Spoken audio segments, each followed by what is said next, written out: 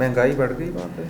Yes, I think क्योंकि पाकिस्तान में तो हम रोज सुनते हैं कि महंगाई असल में वहाँ भी सूरत हाल ऐसी है? बिल्कुल, ऑफ कोर्स हर समझें कि हर 6 मंथ या साल बाद जो बिजली के बिल्स होते हैं वो बढ़ जाते हैं, गैस के बिल बढ़ जाते हैं, और गवर्नमेंट जो है ना आपको नोटिस कोई नहीं देती, फ्यू मंथ्स में वो प्राइसें बढ़ जाती हैं।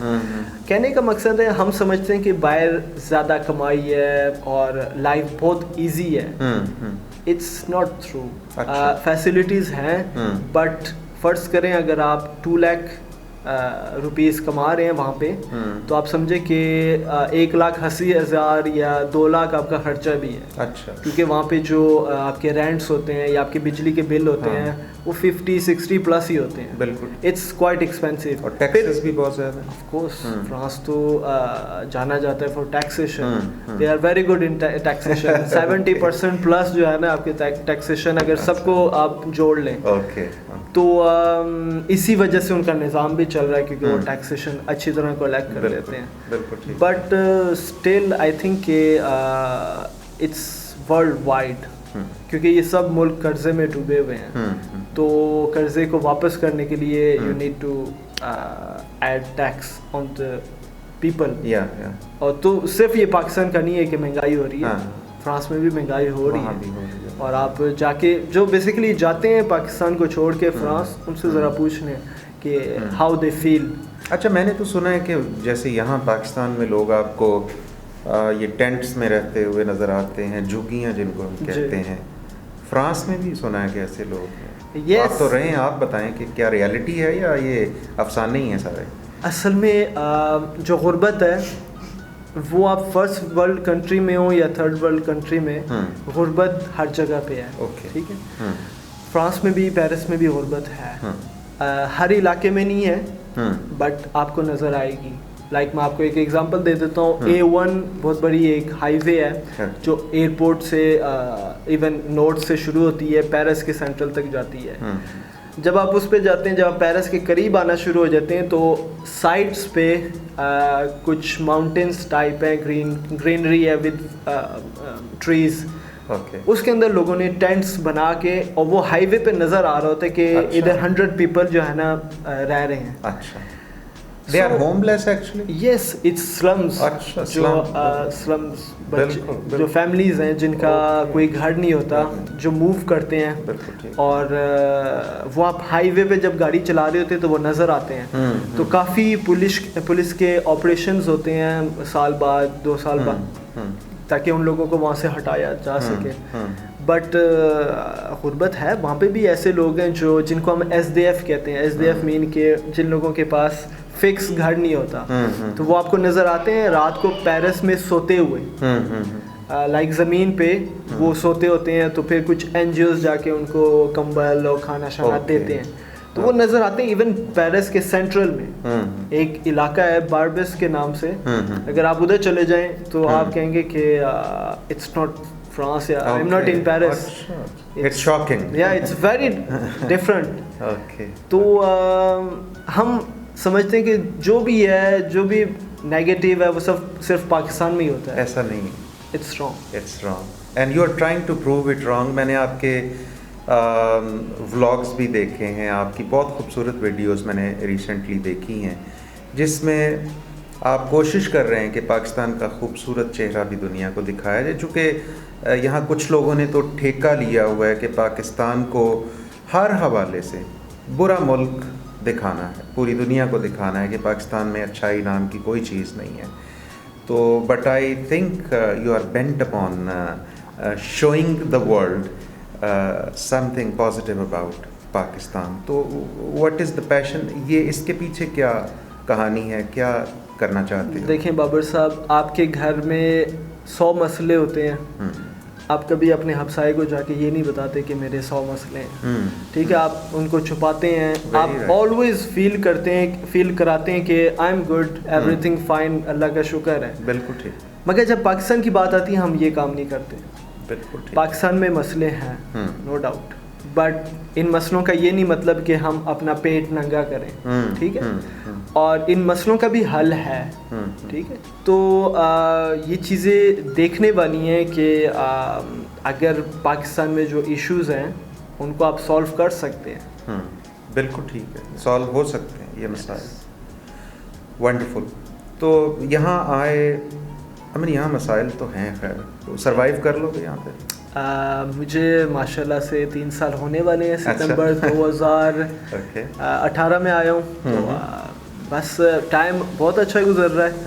اور آئی تھنک کہ جیسے میں نے اسٹارٹ میں کہا, پیشن اور آپ کا جو ویژن اور ایم جو ہوتا ہے وہی آپ کو ان چیزوں سے جو ہے نا آگے لے جاتا ہے. مسائل ہر ملک میں ہیں, کوئی ملک نہیں ہے اس دنیا میں جس میں مسائل نہ ہوں. تو یو نیڈ ٹو, آپ چلتے جائیں اور پرابلم دیکھیں, اپس اینڈ ڈاؤن آتی رہتی ہیں. تو اگر آپ صرف ان پہ فوکس کریں گے پھر تو آپ کہیں جا نہیں سکیں گے. تو آپ نے جو ہے نا چلتے جانا ہے. لائک آپ جب گاڑی چلاتے ہیں تو کچھ جگہوں پہ رش مل جاتا ہے. اب آپ یہ تو نہیں ہے گاڑی سائڈ پہ روک کے آپ بیٹھ جاتے ہیں, وہ رش مل گیا اب میں کیا کروں, نہیں, آپ یو اسٹے, بالکل آپ صبر کرتے ہیں. تو آئی تھنک کہ صبر جو ہے وہ بہت ایک پاورفل چیز ہے, اور اس کو ہمیں اپنانا مینس کے اندر ہمیں زیادہ اس کو جو ہے نا.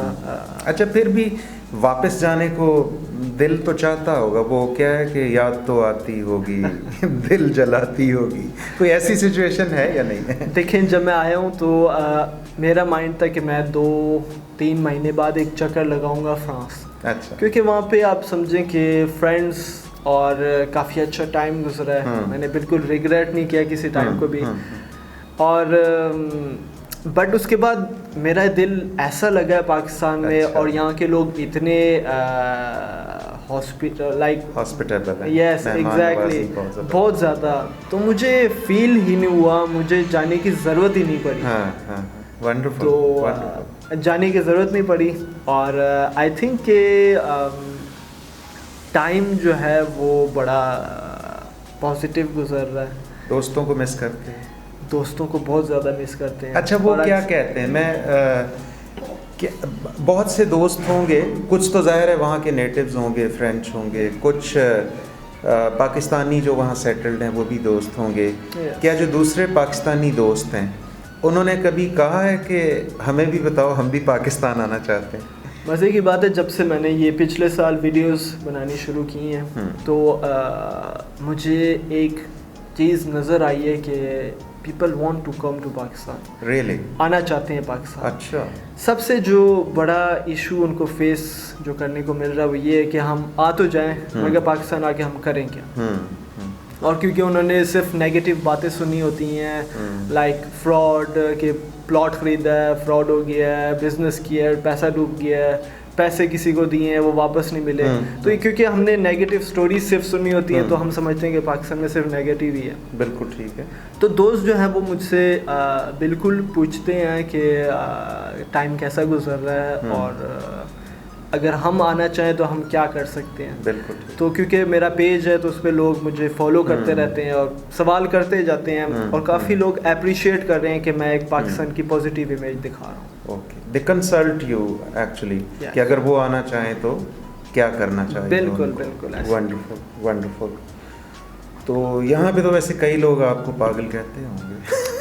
اصل میں کسی کو سمجھ نہیں آتی کہ ایک پاکستانی, ایک فرینچ پاکستانی جس کی گرومنگ وہاں پہ ہوئی ہے, جس نے وہ نظام دیکھا ہے جس میں سب کچھ آسان ہے, جس میں سپورٹ ملتی ہے آپ کو گورنمنٹ کی طرف سے ہر قسم کے ہر لیول پہ, تو وہ کس طرح پاکستان آ گیا.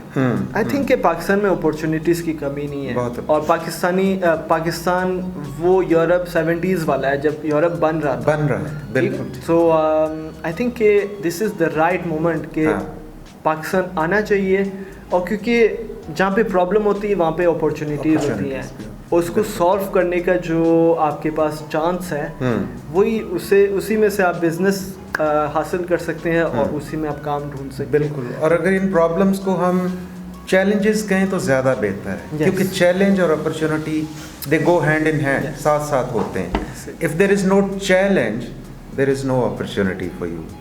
پاکستان کے یوتھ کا آپ کے خیال میں سب سے بڑا مسئلہ کیا ہے؟ اب تو 2-3 سال ہو گئے ہیں, کافی آپ نے اسٹڈی بھی کر لیا ہوگا, یہاں پہ دیکھا ہوگا. آپ کے خیال میں ینگسٹرز کا پرابلم کیا ہے؟ آئی تھنک پاکستان ایک بہت خوش نصیب ملک ہے کہ اس کی 65% جو آبادی ہے وہ یوتھ ہے. اور اسی یوتھ میں بہت ٹیلنٹ ہے اور پیشنیٹ بھی ہیں, ڈائنامک بھی ہیں, جذبہ بھی ہے, جوش, ایوری تھنگ. آئی تھنک جو تھوڑی سی مسنگ ہو رہی ہے وہ ہے پراپر ڈائریکشن کی تھوڑی سی کمی ہے.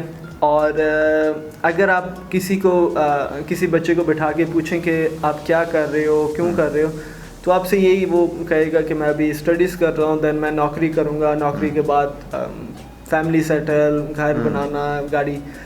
سو دس از دا اونلی تھنگ کہ بچے کیا سوچ رہے ہیں, کیونکہ وہ ماڈل ہی یہی انہیں مل رہا ہے اور پیچھے سے بھی بتایا یہی جا رہا ہے. آئی تھنک کہ انہیں جو ہے اس طرف لے کر جانا چاہیے کہ زندگی میں صرف نوکری یا بزنس نہیں ہوتا, اور بھی چیزیں ہیں. لائک آپ فلاحی کاموں کی طرف لے کے جائیں, بچوں کو بتائیں کہ اپنی ذات سے بڑھ کے اور لوگوں کی مدد کرنے کی جو ہے نا یہ ایک ان کے اندر پیدا کریں. تو آئی تھنک کہ تھوڑی سی ڈائریکشن بہتر کرنی چاہیے, اور اپنے کلچر, اپنے ریلیجن, اپنے اسپریچول فورسز کو جو ہے نا ان کو جگائیں. وہ بہت ضروری ہیں, کیونکہ آپ کہتے ہیں کہ اگر اس دنیا میں آپ چینجنگ لانا چاہتے ہو تو you need to use spiritual forces, آپ کو ان کے ساتھ لنکڈ ہونا پڑتا ہے. سو بچوں کو ایک تو یہ سمجھانا ہے یا ان کو یقین دلانا ہے کہ یو آر ناٹ, آپ لوگ چھوٹے لوگ نہیں ہو, آپ لوگ بہت بڑے لوگ ہو. بالکل. اور آپ کا جو کلچر ہے وہ اتنا رچ ہے کہ صرف اگر آپ اسی کو جو ہے نا